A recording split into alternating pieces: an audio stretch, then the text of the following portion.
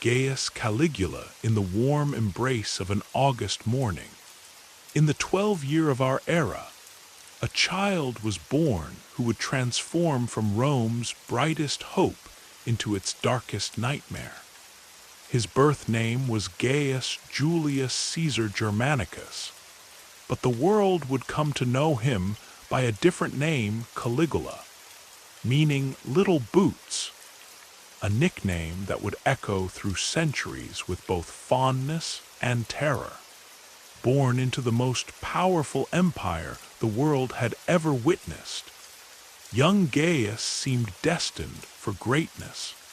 His father, Germanicus, stood as one of Rome's most celebrated generals, while his mother, Agrippina the Elder, wielded influence that few women of her time could claim. As a small boy, Gaius would toddle through military camps along the Rhine River, dressed in a miniature soldier's uniform that earned him his famous nickname from the adoring legionaries. These battle-hardened men saw in this child's innocent eyes the future of their mighty empire, which stretched from the misty shores of Britain to the sun-scorched sands of Egypt. Yet fate had darker plans for the young prince. In the 19th year of our era, tragedy struck like a serpent in the night. Germanicus, beloved by the people and feared by his enemies, fell mysteriously ill and perished under circumstances that reeked of treachery. Whispers spread through Rome's marble halls that Emperor Tiberius, the boy's great uncle, had orchestrated the poisoning. Whether truth or mere rumor, this death marked the beginning of a bloody cascade that would shape young Caligula's world.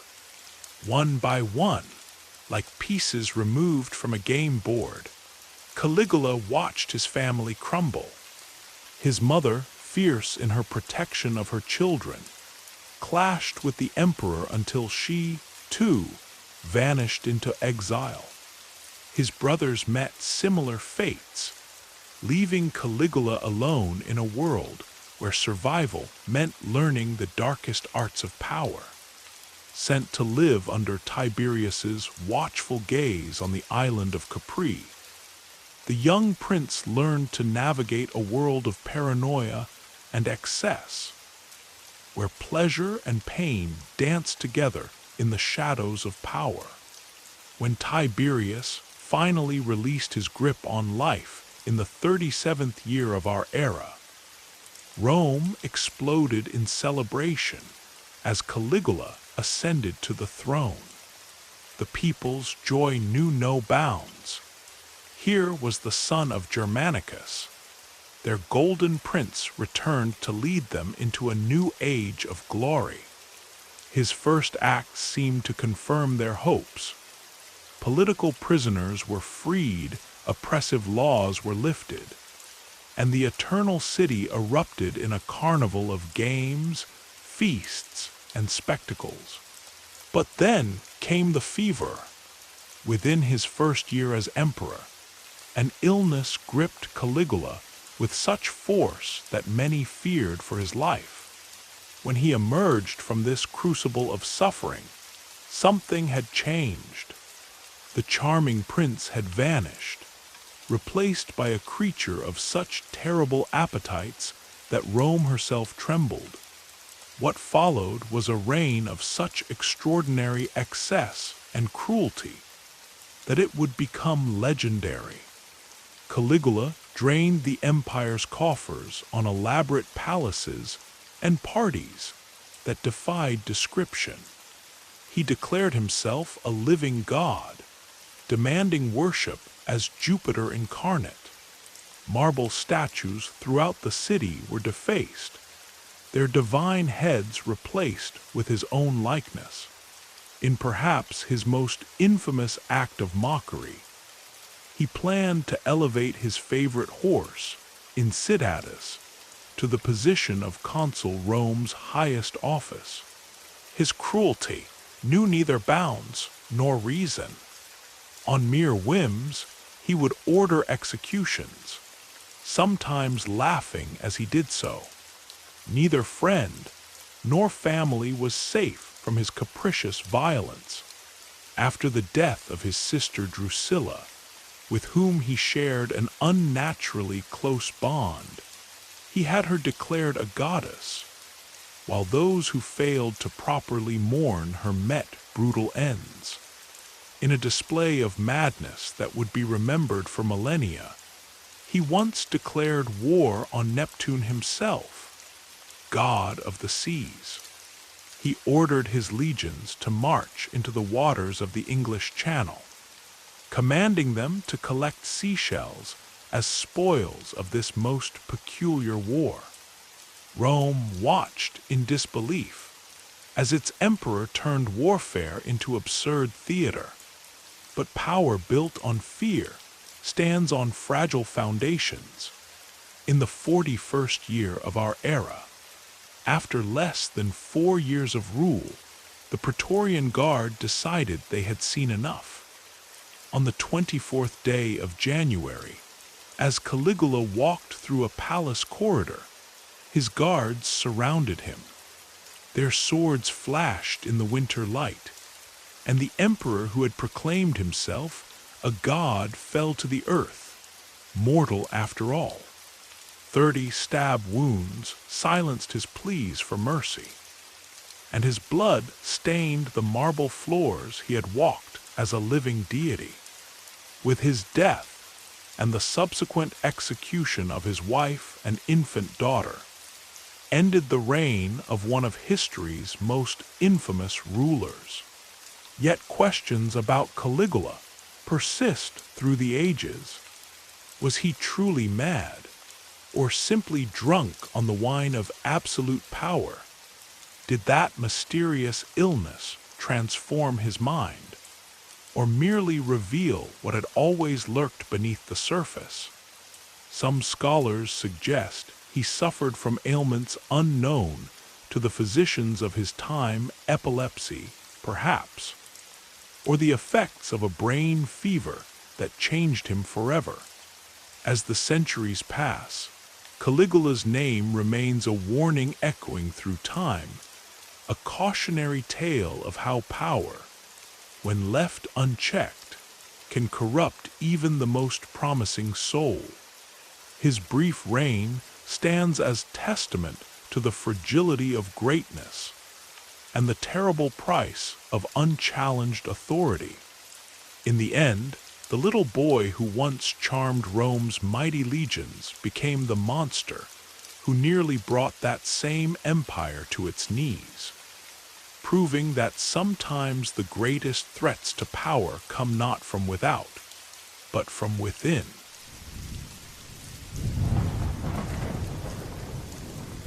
King John in the flickering candlelight of a December evening, in the year 1166, the great halls of the Plantagenet dynasty witnessed the birth of a prince who would become England's most notorious king. Born to Henry II and a leaner of Aquitaine, the child was named John, and his story would become a dark chapter in English history.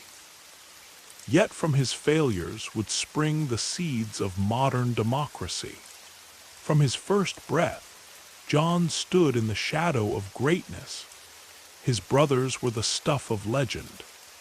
Richard the Lionheart, whose very name struck fear into the hearts of enemies, Geoffrey, the skilled diplomat, and Henry, the young king who embodied chivalric virtue. But for John, the youngest son, there seemed to be nothing left.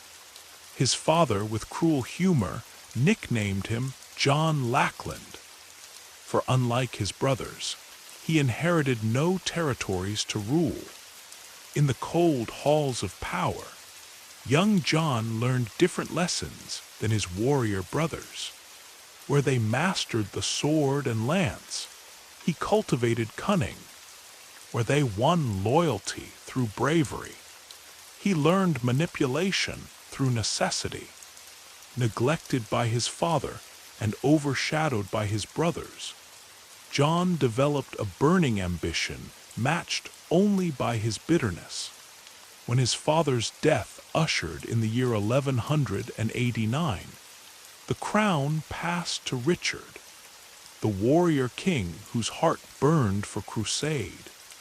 As Richard sailed east to seek glory in the Holy Land, John remained behind, his mind turning to darker purposes. Like a spider in the corners of power, he spun webs of conspiracy with Philip of France, plotting to seize his absent brother's throne. But Richard's unexpected return from captivity shattered John's schemes. Yet, where many expected swift retribution, Richard showed surprising mercy to his treacherous brother.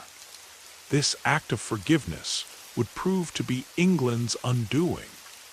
For when Richard met his death in 1199, John finally claimed the throne he had long coveted. The England John inherited stretched from the misty shores of Britain to the sun-drenched fields of Aquitaine. But in his hands, this mighty empire began to crumble. Where Richard had been a lion, John proved to be a fox, clever perhaps, but lacking the strength to hold what greater men had won. Within 5 years, his incompetence and cowardice lost Normandy to Philip of France, a humiliation that earned him the scorn of nobles and peasants alike. Desperate to reclaim his lost territories, John squeezed his kingdom dry with crushing taxes. Noble and commoner alike felt the weight of his greed. The church, too, suffered under his rapacious rule, as he plundered monasteries and defied the Pope himself. His courts became notorious for their corruption, where justice was sold to the highest bidder, and mercy was a foreign concept. But it was the fate of his young nephew, Arthur of Brittany, that truly revealed the darkness in John's heart. The boy, barely 16 summers old, held a stronger claim to many of John's French lands. When Arthur fell into his uncle's hands in 1203, he vanished forever. Whispers spread through the realm that John had murdered the youth in a drunken rage, casting his body into the river Seine. Whether by his own hand or another's, Arthur's death stained John's name with the blood of innocence. As John's reign spiraled into tyranny, resistance grew among his barons. His failures in France, his cruel taxes, and his arbitrary justice pushed them to the breaking point.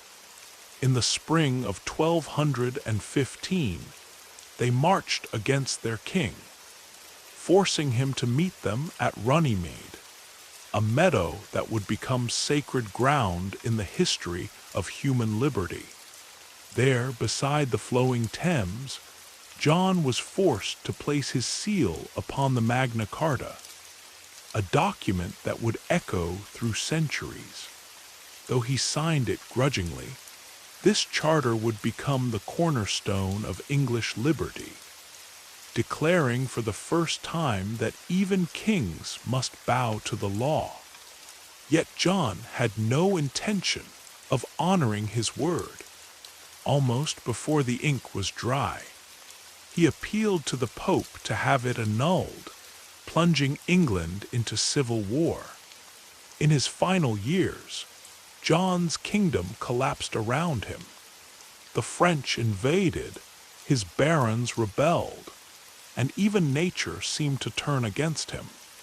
In a final cruel jest of fate, as he fled across the Wash, a treacherous tidal estuary, his baggage train was swallowed by the rising waters.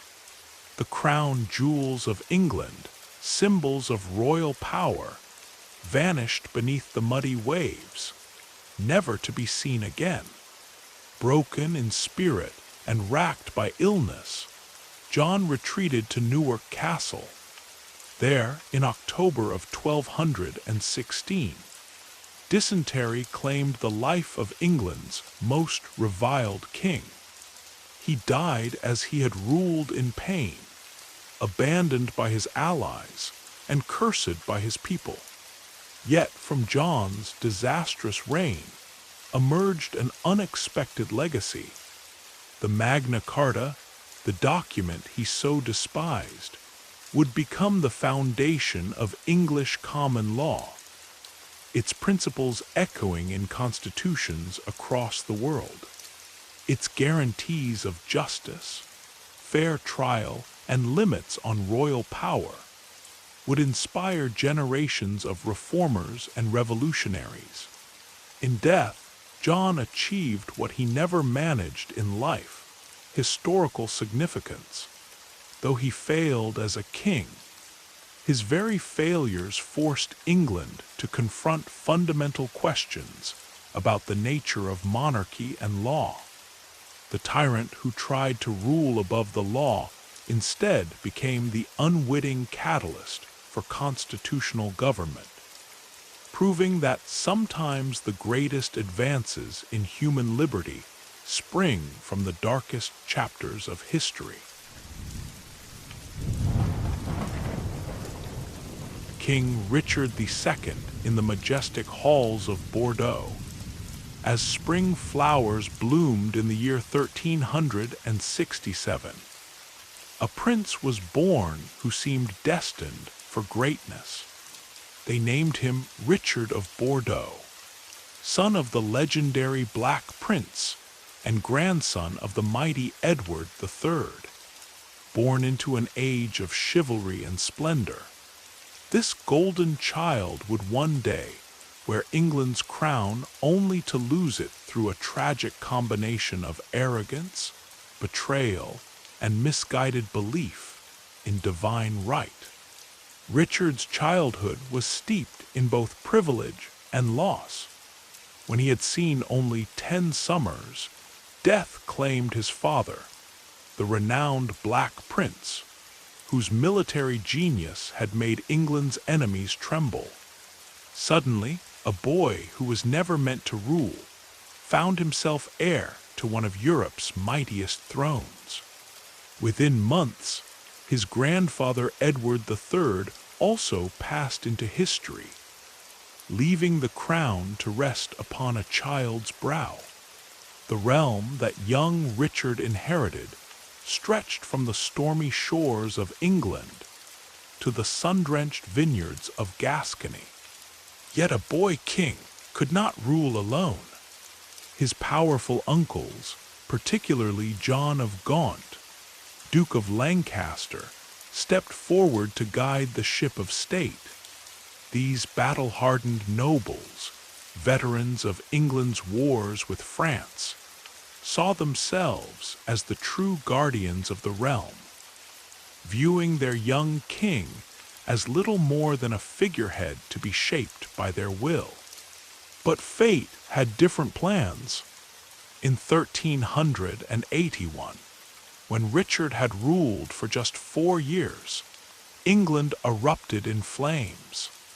The peasants' revolt, sparked by crushing taxes and years of feudal oppression, saw tens of thousands of common folk rise in rebellion.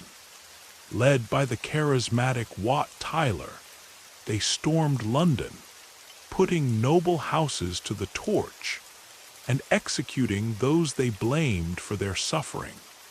In this moment of crisis, the 14-year-old king revealed an unexpected courage. While his advisors cowered in the Tower of London, Richard rode out to meet the rebels at Mile End.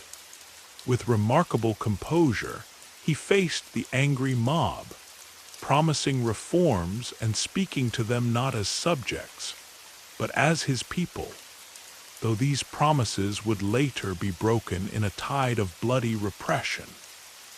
This moment showed glimpses of a king who might have been brave, resourceful, and capable of understanding his subjects' suffering. As Richard grew into manhood, however, the promise of that young king began to tarnish. His experiences during the revolt, watching the raw power of the masses threaten the established order, deeply affected his view of kingship. He became increasingly convinced of his divine right to rule, viewing himself not as first among equals, but as a being touched by God's own hand, above ordinary laws and men. The king surrounded himself with a glittering circle of favorites, young men who shared his love of art, poetry, and courtly refinement. Chief among these were Robert de Vere and Michael de la Pole, whom he showered with titles and wealth. Under their influence, Richard's court became a place of unprecedented splendor, where pageants and poetry flourished, and the old warriors who had dominated his early reign found themselves increasingly unwelcome. This dramatic shift in power bred deep resentment among the traditional nobility.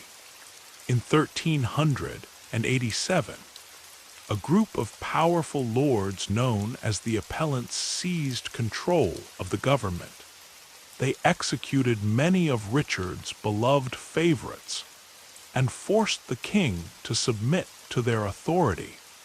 For Richard, this humiliation burned like a poison in his soul, feeding a desire for vengeance that would eventually consume him. A decade passed before Richard struck back, but when he did, his revenge was terrible to behold. In 1397, he moved against the appellants with calculated fury. Some were executed, others exiled, their lands and titles stripped away. Parliament, once a check on royal power, became merely a tool of his will. He declared himself above the law, ruling with an absolutism that England had never before witnessed. Richard's court grew ever more magnificent, even as his grip on political reality weakened. He built the splendid palace of Sheen, where he surrounded himself with artists and poets.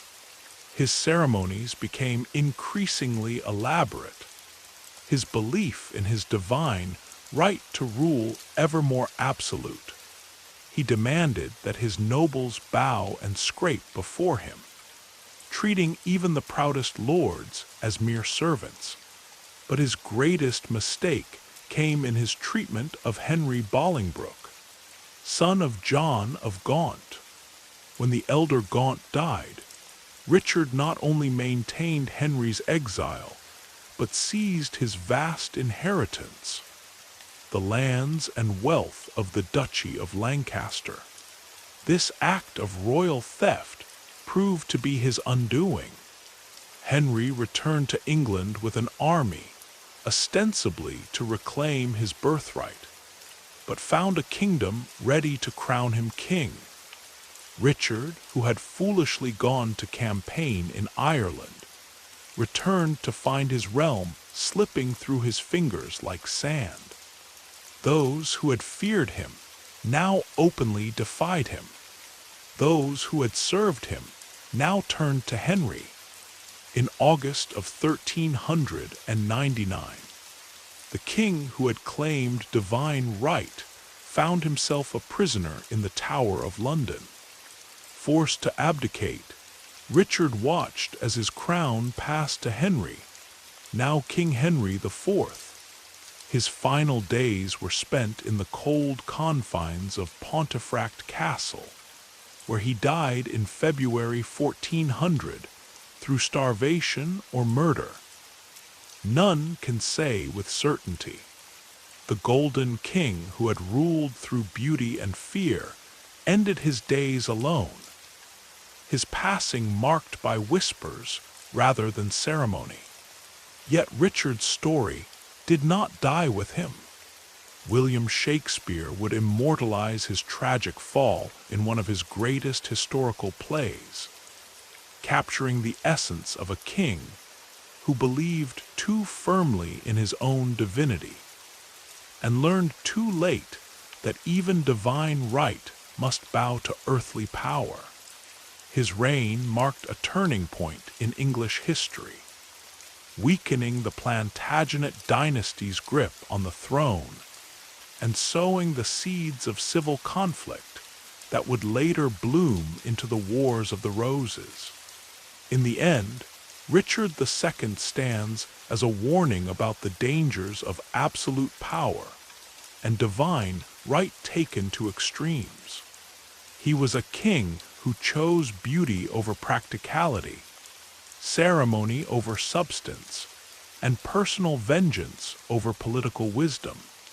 His fall from the heights of royal power to the depths of imprisonment and death remains one of history's most compelling tales of pride before the fall.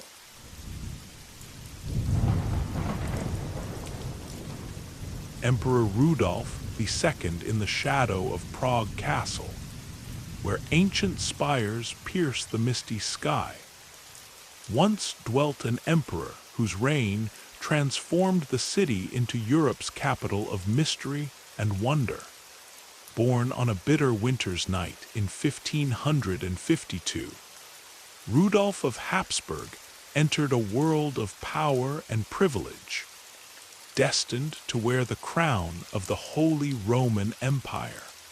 Yet fate had different plans for this troubled soul, who would turn his back on the traditional pursuits of power to chase dreams of alchemy, astrology, and the secrets of the universe itself. Young Rudolph's early years were shaped by the austere Spanish court of his uncle, Philip II, where he was sent for education at age 11. In Madrid's El Escorial, that vast monastery palace of stone and strict Catholic orthodoxy, the sensitive youth found himself suffocating under rigid protocols and religious discipline, while other noble children thrived in the martial atmosphere. Rudolph retreated into himself, finding solace in the palace's vast libraries and art collections. It was here that his lifelong passion for knowledge and beauty first took root, along with the melancholy that would haunt him throughout his life. When Rudolph ascended to the imperial throne in 1576, at the age of 24, he inherited an empire stretching from the Baltic to the Mediterranean. But rather than establish his court in Vienna, as tradition dictated, he chose Prague as his capital. Under his patronage, this ancient Bohemian city transformed into a magical crossroads where art, science, and the occult intertwined in ways that would have been impossible elsewhere in Counter-Reformation Europe. The emperor's Prague castle became home to what was perhaps the most extraordinary collection of its time, the legendary Kunstkammer of Rudolph II.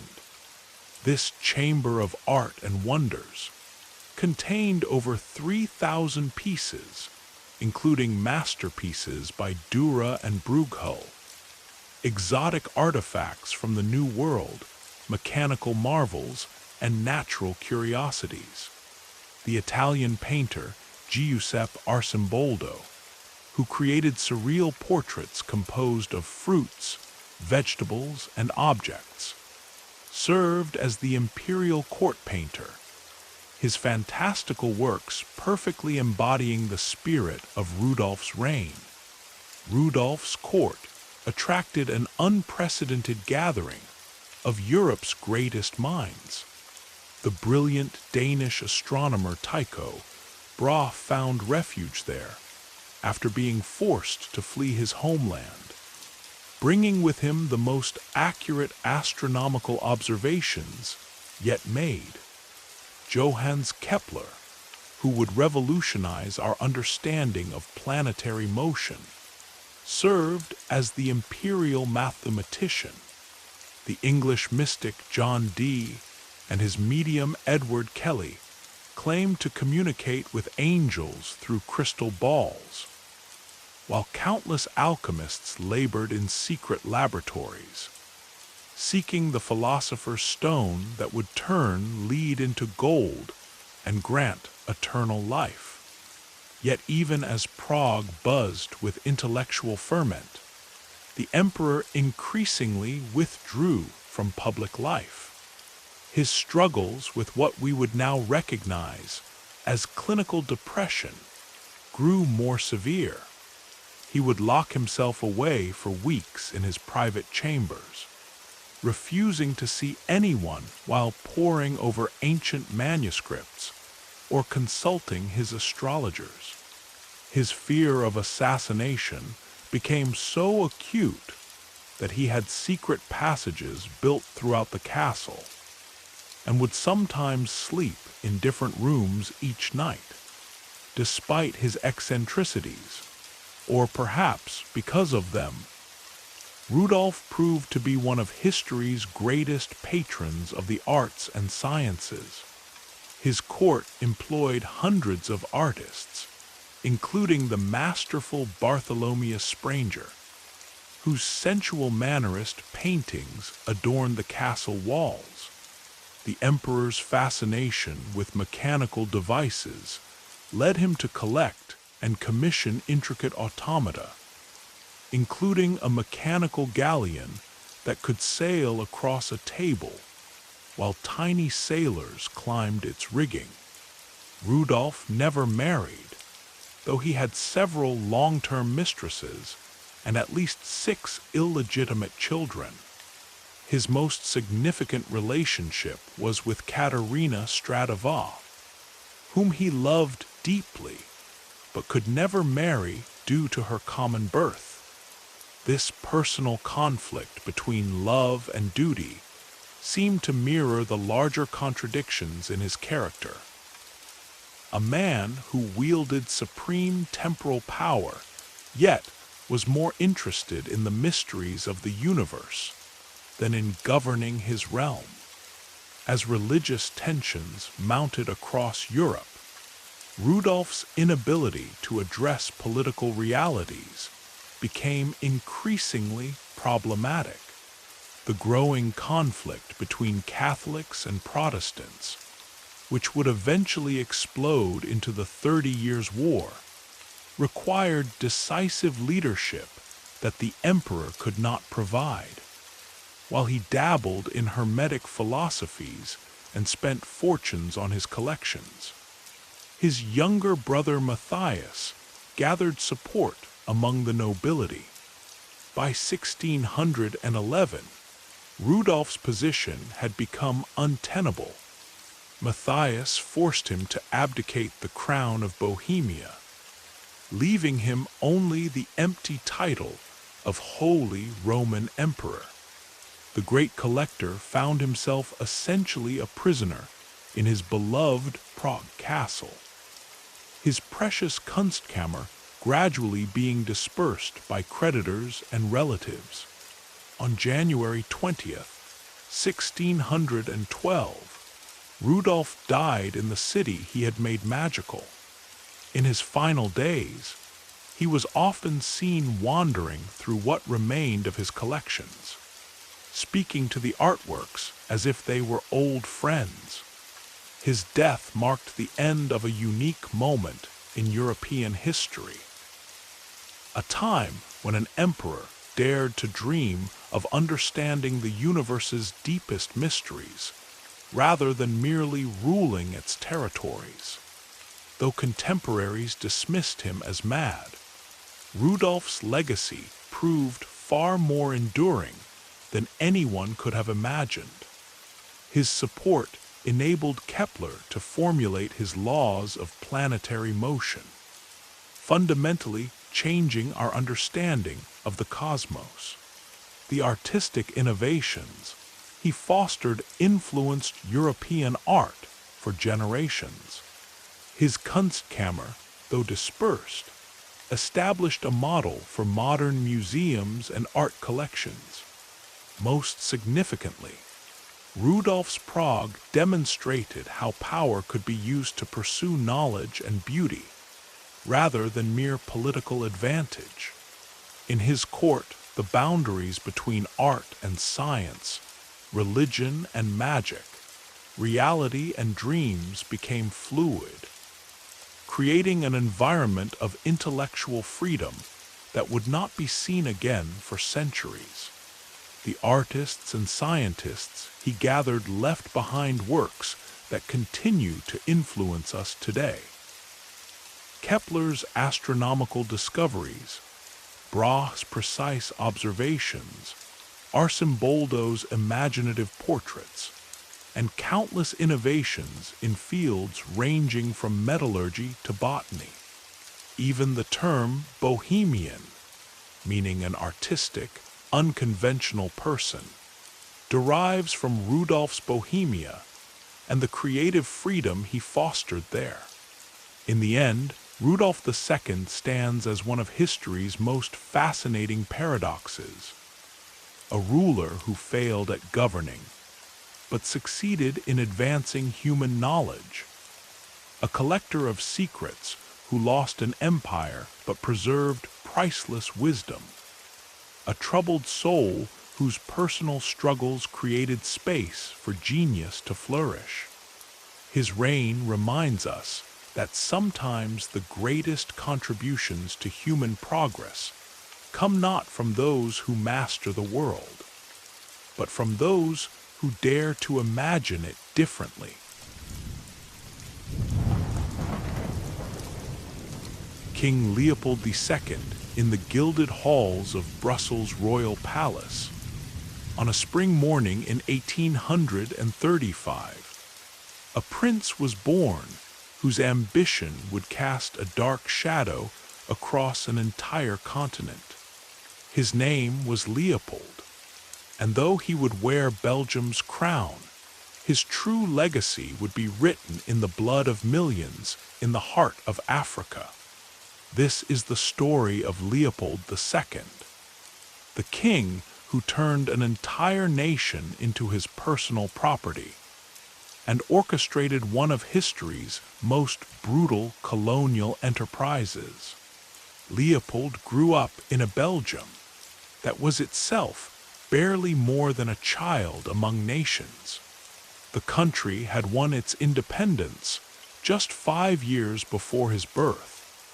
Carved from the Netherlands in 1830, though small, Belgium had rapidly industrialized, its factories and mines making it one of Europe's economic powerhouses. But for young Leopold, this was not enough. He watched with envy as other European powers built vast colonial empires. Britain ruled India, France controlled Algeria, and the Netherlands dominated the East Indies.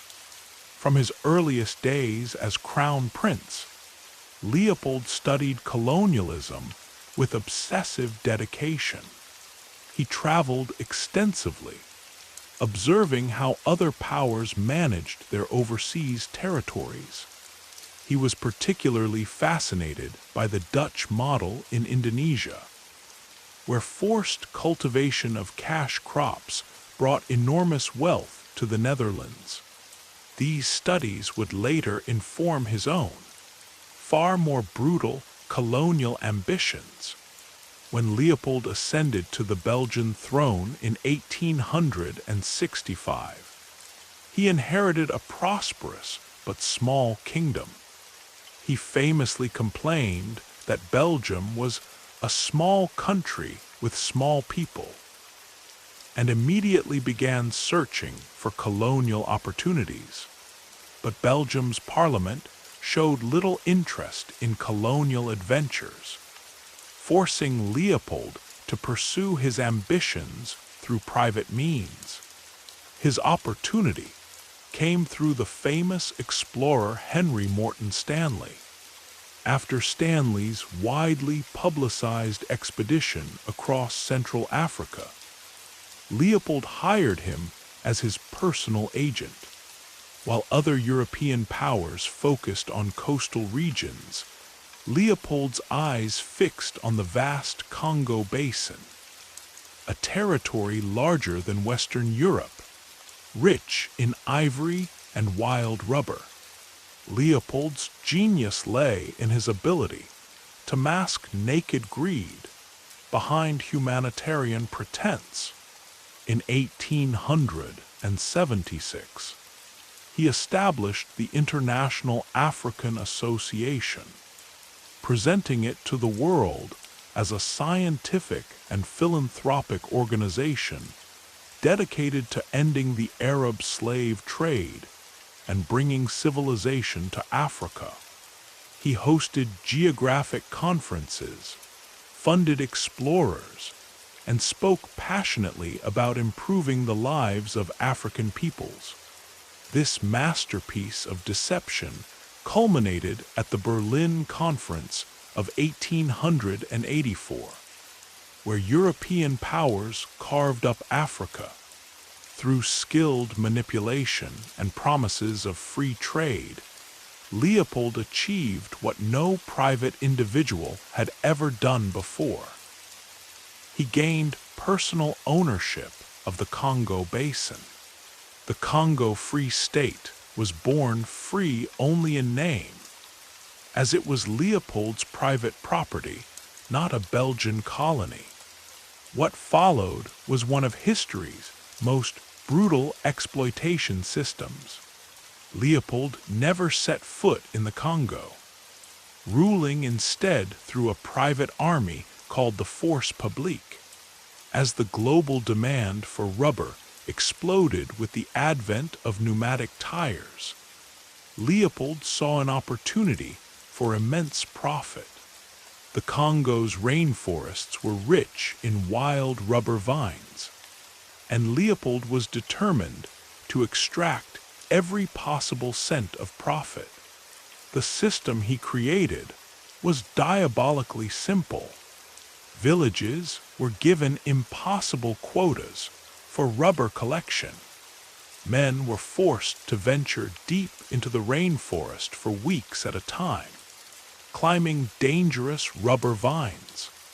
Women and children were held hostage to ensure compliance.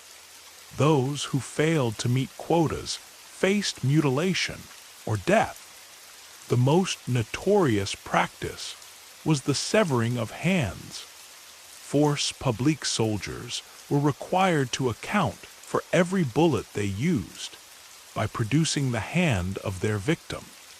This led to the grotesque practice of cutting off the hands of their victims, including living children, to meet their quotas. Baskets of severed hands became a symbol of Leopold's reign of terror. The scale of the horror was unprecedented. Villages that resisted were wiped out entirely. Women were raped, children were murdered, and entire communities were destroyed. The population of the Congo was reduced by approximately 10 million people, roughly half of its pre-colonial population. This genocide was driven not by ideology or hatred, but by simple greed.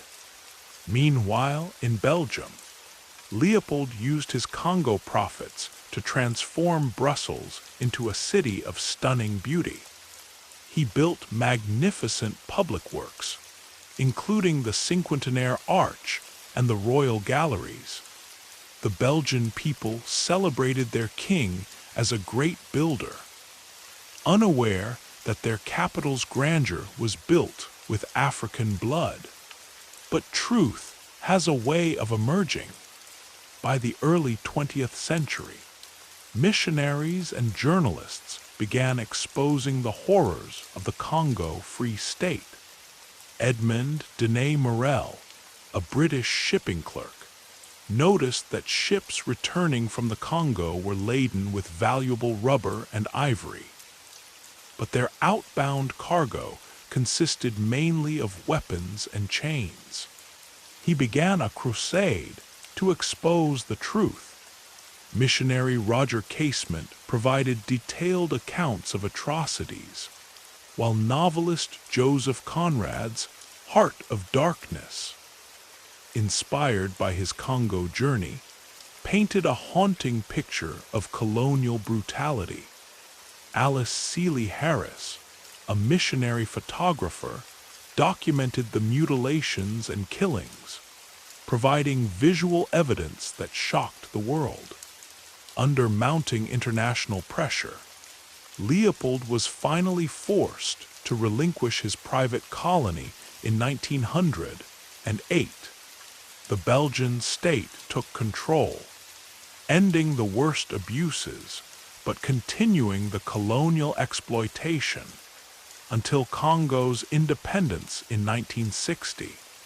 Leopold died in 1909, widely despised but unrepentant.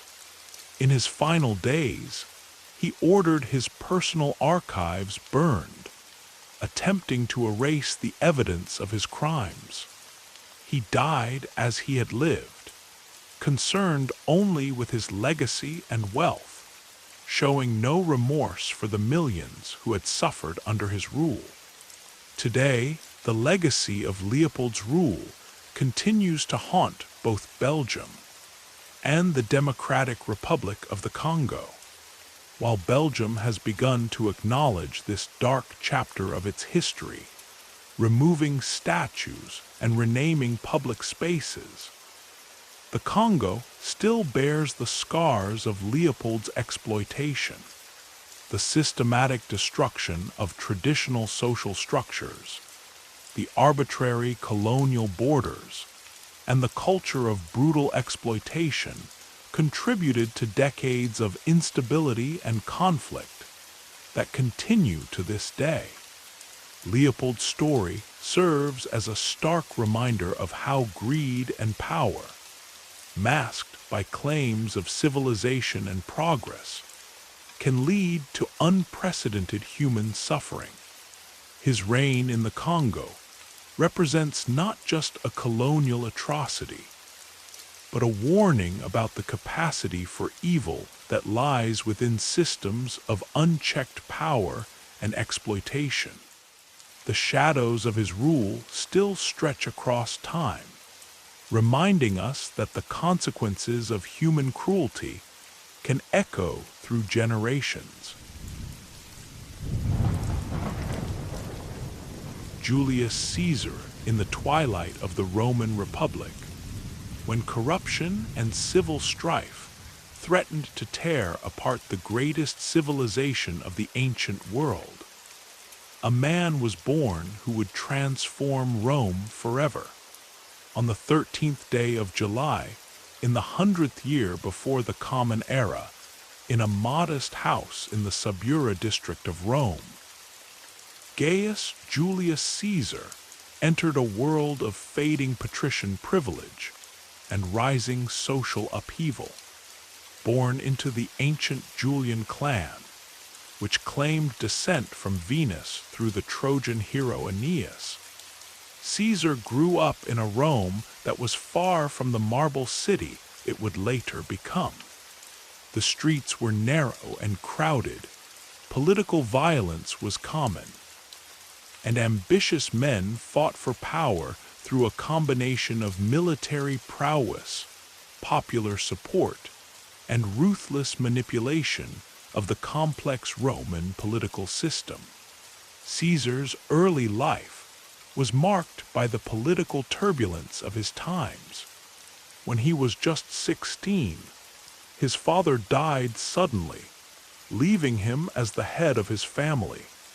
This responsibility thrust him into the dangerous world of Roman politics, during the dictatorship of Sulla, who had instituted bloody purges of his political opponents. When ordered to divorce his young wife Cornelia, daughter of Sulla's enemy Cinna, Caesar made the courageous choice to refuse, knowing it could cost him his life. He fled Rome, serving in the military in Asia Minor, where he earned the civic crown, Rome's second highest military decoration, for saving the life of a fellow citizen in battle. Returning to Rome after Sulla's death, Caesar began his political career as a brilliant orator and prosecutor. He studied rhetoric in Rhodes under Apollonius Maulon, the same teacher who had instructed Cicero. His prosecution of Gaius Verres for corruption in Sicily established his reputation as a champion of the common people against aristocratic abuse. Yet Caesar was more than a populist politician. He was also a masterly writer, whose commentaries on the Gallic War would become a masterpiece of Latin prose, studied for centuries for its clarity and elegance. His personal life was as complex as his political career. While his marriage to Cornelia had been political, he genuinely loved her, and her death in 76, before the Common Era, left him grief-stricken. His subsequent marriage to Pompeia ended in scandal during the Bona Dea festival, leading to his famous declaration that Caesar's wife must be above suspicion, as he divorced her. His long-term relationship with Servilia, mother of Brutus, was one of Rome's great love affairs, though it didn't prevent him from forming a crucial alliance with Pompey by offering him his daughter Julia in marriage. The formation of the first triumvirate with Pompey and Crassus in 60, before the Common Era, marked a turning point in Roman history. This unofficial alliance combined Pompey's military prestige, Crassus's immense wealth, and Caesar's political genius and popularity. It secured Caesar's election as consul and his subsequent appointment as governor of Gaul, where he would make his greatest mark on history. Caesar's Gallic Wars transformed both him and Rome. Over 8 years, he conquered all of Gaul, an area roughly the size of modern France, adding vast territories and resources to the Republic. His military innovations were remarkable. He rebuilt his army into a professional force of unprecedented skill and loyalty. He introduced the cohort system, making his legions more flexible in battle, and developed sophisticated siege techniques.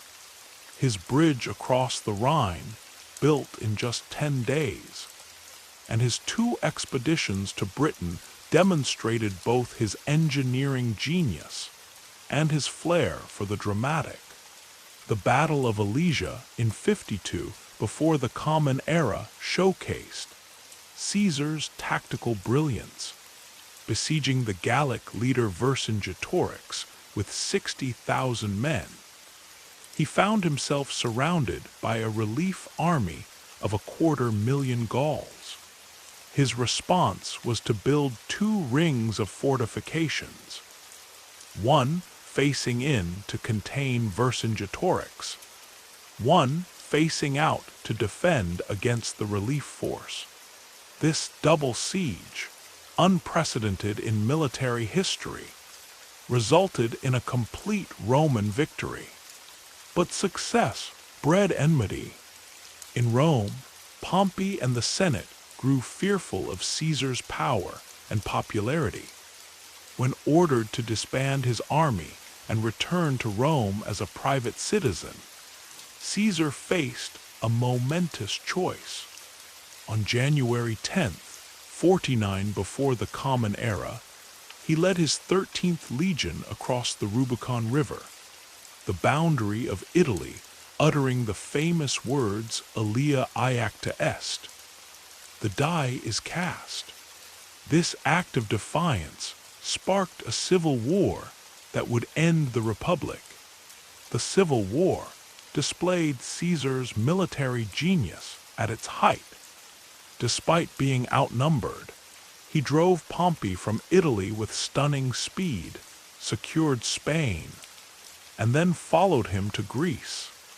At Pharsalus, facing an army twice his size, he achieved perhaps his greatest victory through innovative tactics, including his famous fourth line deployment to counter Pompey's superior cavalry. After defeating Pompey's forces, Caesar became involved in the Egyptian civil war, siding with Cleopatra VII. Their relationship was both political and personal, producing a son, Caesarion, and profoundly influencing both Rome and Egypt. Caesar's intervention established Cleopatra firmly on the Egyptian throne and secured Rome's grain supply. Returning to Rome as dictator, Caesar initiated sweeping reforms.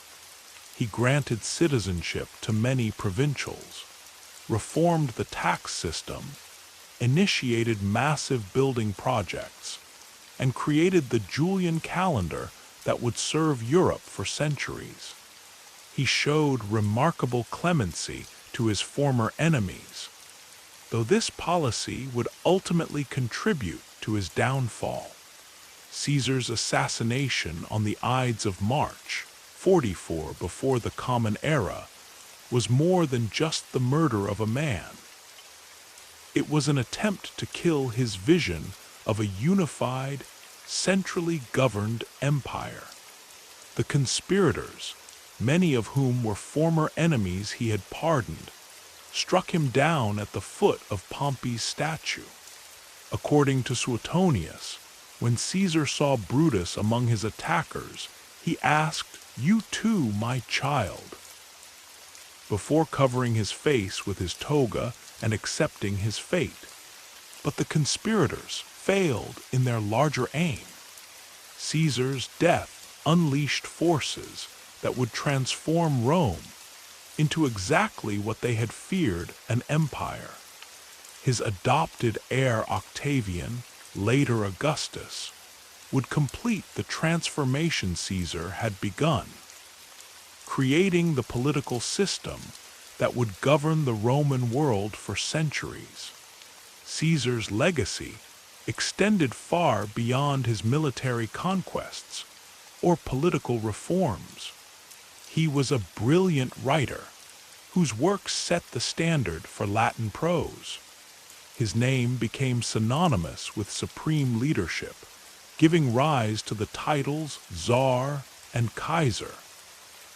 His life inspired countless works of literature, most famously Shakespeare's play. His military campaigns are still studied in military academies, and his political insights continue to influence leaders. Perhaps most importantly, Caesar demonstrated how a single individual's vision and determination could reshape the world. He saw beyond the narrow constraints of the republican system to imagine a broader, more inclusive Rome. Though his methods were often brutal, and his ambition led to his death, his vision of a unified Mediterranean world under centralized governance would define European civilization for centuries to come. In the end, Caesar was neither the tyrant his enemies feared, nor the unblemished hero his supporters claimed. He was something more interesting: a brilliant, complex man whose abilities, ambitions, and vision changed the course of history. His famous words, Veni, Vidi, Vici, I came, I saw, I conquered, could serve as an epitaph not just for his military victories, but for his lasting impact on human civilization. Genghis Khan across the endless steppes of Central Asia, where winter winds howl through grasslands and summer sun bakes ancient paths worn by nomad hooves, a child was born who would reshape the world. In the year 1162, near the sacred waters of the Anan River, a boy named Temujin entered a world of tribal warfare, harsh survival, and ancient traditions. None could have predicted that this child, born clutching a blood clot in his fist, an omen of future greatness in Mongol tradition, would become Genghis Khan, the founder of history's largest contiguous empire. The Mongolia of Temujin's childhood was a fractured landscape of competing tribes, where alliances shifted like the wind-blown grass and survival depended on strength, cunning, and loyalty. The tribes followed seasonal migration routes with their herds, living in felt-covered jurs, practicing shamanic traditions that connected them to the eternal blue sky, Tengri, and the spirits of their ancestors. Temujin's father, Yasuje, was a minor chief of the Borjigin clan, claiming descent from the noble line of the Blue Wolves. When Temujin was 9, Yasuje was poisoned by Tatars, traditional enemies of his people. Instead of honoring their obligation to protect their dead leader's family, his father's followers abandoned them, leaving young Temujin, his mother Holan, and his siblings to face the brutal steppes alone. These years of desperate survival forged the future Khan. The family lived on roots, marmots, and fish, constantly moving to avoid stronger groups who would enslave them. Temujin learned to hunt with a bow made from wood and sinew, to milk wild mares, to read the weather and the landscape. When he killed his half-brother Bektar over a dispute about food, it demonstrated both his determination to survive and his capacity for decisive action. Captured and enslaved by the Teocheid, his father's former allies, Temujin wore a wooden collar until he managed a daring escape, hiding in river water while search parties passed nearby. This experience taught him the value of loyal followers and the importance of destroying enemies, completely lessons that would shape his future empire. His marriage to Bert, arranged by his father before death, proved crucial to his rise. When she was kidnapped by the Merkit tribe, Temujin enlisted the help of his father's blood brother, Togrul Khan, and his own blood brother, Jamaka, to rescue her. The campaign succeeded, but it marked the beginning of a complex relationship with Jamaka that would eventually split the Mongol world. As Temujin gathered followers, he broke with tradition by offering positions of power based on loyalty and ability rather than family connections. He adopted members of conquered tribes into his own, promoted talented men from humble origins, and created a new social structure that transcended the old tribal system. He offered his followers a share in the spoils of victory and protection for their families, building a devoted core of supporters who would follow him anywhere. His organizational genius showed in his military innovations. He divided his army into units of 10,000 Tumen, 1,000 Mingan, 100 Jagan, and 10 Arban, creating a decimal system that combined flexibility with strict discipline. Each warrior carried multiple bows and quivers, allowing them to maintain a constant rate of fire in battle. They practiced sophisticated tactics like the Thunder Run, a fake retreat that would lure enemies into prepared ambushes. The famous Yam system, a network of relay stations across the empire, allowed messages to travel up to 250 kilometers per day, an unprecedented speed that gave the Mongols a crucial advantage in coordination and intelligence. This system would later inspire postal systems across Europe and Asia. When Temujin was proclaimed Genghis Khan universal ruler in 1206, he had already united the Mongol tribes through a combination of military victory and political innovation. His code of laws, the Yasa, established principles of merit-based advancement, religious tolerance, and diplomatic immunity.